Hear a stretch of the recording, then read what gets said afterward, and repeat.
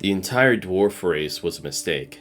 They were never meant to step foot on Middle-earth, let alone exist, and it was only through the power of the greatest god in the dwarf religion that they were even able to come into being. So how exactly did the dwarves come into existence, and why wasn't it part of the grand plan? To answer those questions, we need to start off with a different one. Who was Middle-earth initially made for? Long before there were Baggins in the Shire, or a kingdom named Gondor, or even wizards roaming the world, there was only one.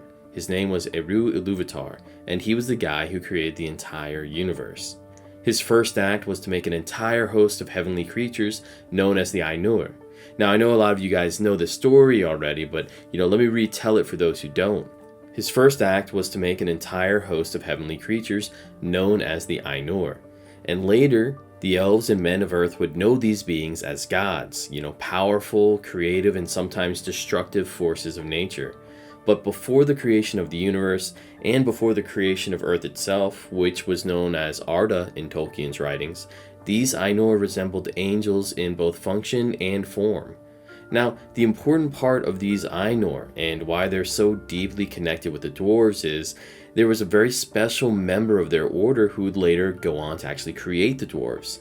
You see, Eru Ilúvatar is the only one who is supposed to be able to imbue sentient life into creatures, Even the Dark Lords, both Melkor and Sauron, were only able to animate beings in twisted, grotesque fashion that only imitated life, or, corrupt beings already imbued with life, but they couldn't create sentient life the way that Eru Ilúvatar could.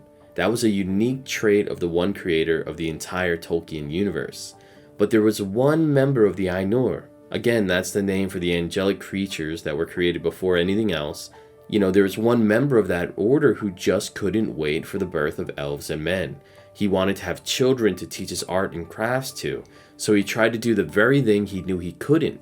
This very same thing that Melkor and Sauron would fail at later on. He tried to create life. Now, this particular Ainur, this particular god, was Aule. And after Eru Ilúvatar created the entire universe, with Arda, or Earth as it was also known, being a chief planet of it, several of those angelic Ainur descended to the physical realm. They were given dominion over Earth, but they weren't just allowed to have fun.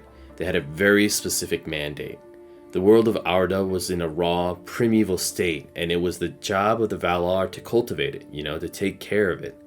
The power of the descended Ainur, who were known as either Valar or Maiar by elves and men, would become the powers of the natural world, and the power of the earth itself would become theirs.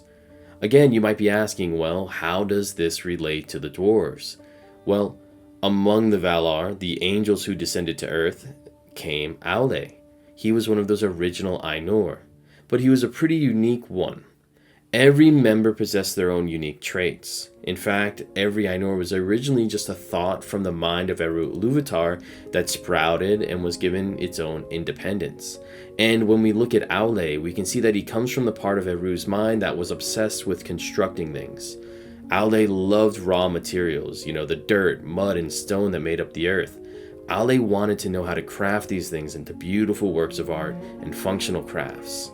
Well, some part of Aule that loved to create physical objects must have also been connected to Ilúvatar's love of creating life, because that's what Aule did. During one of the darkest periods of Arda, after Melkor, an evil member of the Valar, and in the future the eventual master of Sauron, had returned and spread darkness across Middle-earth, Aule was growing lonely. He desperately wanted someone to share existence with. More than his wife, he wanted children. Just like his own father, Eru Ilúvatar, had wanted children so long ago and created the Ainur, Aule decided that he too would create children of his own. So, Aule hid away from his brothers and sisters, the other Valar gods of the earth. He was afraid that they would judge him or stop him from doing what he was about to do, because secretly, out of the raw materials of the earth, out of the stone and mud, he created the first 7 dwarves. You might remember that Durin is the most famous among them, as it is the name applied to the most famous kings of the dwarves, who they actually believe returns to them reincarnated through the ages. Now, before we move to the most tragic part of the dwarves and why they were a mistake, let's take a minute real quick to recount what we've learned. Because I've thrown a lot of facts at you and I've thrown a lot of history at you, and I just want to come back to it really quickly before we go forward. At this point, we know a few things about the dwarves from their creation that still hold true in the events of the Third Age and the fall of Sauron. First, they were extremely tough and rugged. They're the least susceptible to evil because their creator, Aule, designed them to endure the darkest period on Arda. Second, they are imperfect, since they were created by Aule alone and neither by Eru Ilúvatar or in collaboration with the other Ainur. You could say that they were flawed when compared to other beings who would come to populate the earth, like the elves or men. And third, because Aule came out of the part of Eru Ilúvatar's mind that was concerned with crafting and manipulating raw earth, the dwarves carried similar traits. And so they began life without any interest in plants or animals or any of the other living parts of nature. And you can see how that's the complete opposite of another future race that would come to populate the earth, the elves. And you can already tell that they would eventually build resentment towards each other. So what's so tragic about the dwarves? Well, as we said earlier, only Eru Ilúvatar had the gift of granting sentient life to creatures. In Ilúvatar's words, this was known as the flame imperishable. That was his own unique phrase for basically granting souls and spirits to beings. And so, even after creating the bodies for the dwarves, Aule noticed that they only moved and communicated with him whenever he willed them to do so. You know, like a child playing with a handful of action figures, Aule's interactions with the children, which he so desperately wanted, was basically imaginary. If he just turned away for 1 second or stopped to look at an interesting gem or stone, the 7 dwarves would stop moving and stop talking. They'd just stand there in a stupor, as if the light had vanished from behind their eyes and they were never really living at all. And in those moments, Aule would surely have felt pretty empty himself. That same emptiness that he had felt since the dawn of time, the very pain of loneliness that he was trying to cure by creating the dwarves in the first place. But not soon after the creation of the dwarves, Eru Ilúvatar descended into Aule's presence to scold him for what he had done. At this point, Ilúvatar had already been burned by Melkor once before.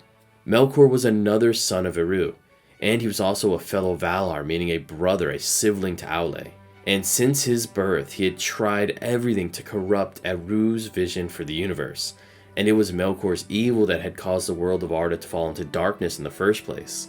So Eru was extremely sensitive about any actions taken by the Ainur that violated his plans. And when Eru saw Aule, he demanded an answer. Why did he do this? Surely Aule knew that he couldn't give true life to beings, so why did he even try? And Aule, all but exhausted by failing to cure his loneliness, kind of just broke down and had a moment. He admitted he was wrong. He agreed that he shouldn't have done it.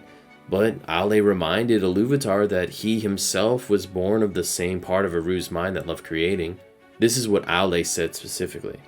Yet the making of things is in my heart from my own making by thee. And the child of little understanding that makes a play of the deeds of his father may do so without thought of mockery, but because he is the son of his father. Here he's basically saying that he's just a lonely boy trying to be like his dad, and that broke through to Ilúvatar. There wasn't anything he understood more than being alone and wanting to have children. So the minute Aule opened his mouth, he forgave him. Without even telling his son, Ilúvatar imbued the 7 original dwarf fathers with the flame imperishable, and they technically became the very first sentient beings on Arda, even before the elves and men. Aule didn't realize this at the time, and he was so distraught that he might have hurt his father, in the very same way that Melkor, his brother, had done over and over again, that Aule raised his hammer up, and he offered to destroy the children, to kill the very first dwarves that he had worked so hard to make. But Ilúvatar wouldn't have any of that. These weren't the beings that he wanted for his planet, but he was willing to adopt them as his own. But Eru Ilúvatar laid down some conditions. And Aule was so thrilled by this point that he didn't really care what the conditions were. He was just happy to have his children brought to life.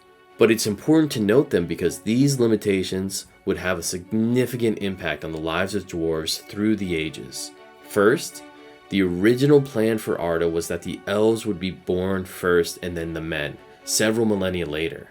Eru Ilúvatar was okay with the dwarves coming into existence before men, but he didn't want the dwarves to come before the elves. There was something special about them. He wanted them to be the first beings to come to life. So he commanded that the dwarf fathers should go back to sleep under the earth until the elves had a chance to experience the world for themselves. And only then, after the elves had been in the world for a while, could the dwarves wake up and, come out to experience it for themselves. Now, the second condition was that Iluvatar had granted the dwarves life, but that was it. He wouldn't perfect the form that Aule had already made for them. Whatever Aule had created them to be is how they would exist from now on, which is both good and bad. Good because Aule's vision could be kept pure, but bad because Iluvatar only knew the past, present, and future, and there might be a mental, physical, or spiritual trait that the dwarves would need that Aule didn't know to imbue them with. And the third part, the dwarves were destined to have a natural strife with the elves. It's just the way it had to be. The world of Arda was made for the elves to experience first, so it's only natural that if they had to share it with this unplanned second sibling in the form of the dwarves, that they would be jealous. Those were the three conditions. And so the dwarves were put to sleep for an age, and they didn't wake again until after the elves came into being during a later part of the Years of the Trees. Now, you can see that the dwarves were a mistake here. A mistake both because they were never in Eru Iluvatar's plan for the universe, and a mistake because Aule intended to make them sentient children, but they ended up being empty husks. Whatever the case may be, in the end, even if their creation was never intended, they were given a place in Arda, and since they possessed the flame imperishable, their souls would live eternally. Probably. That's something that was never fully addressed, but, they had spirits, they had the flame imperishable, so their souls would continue on after death.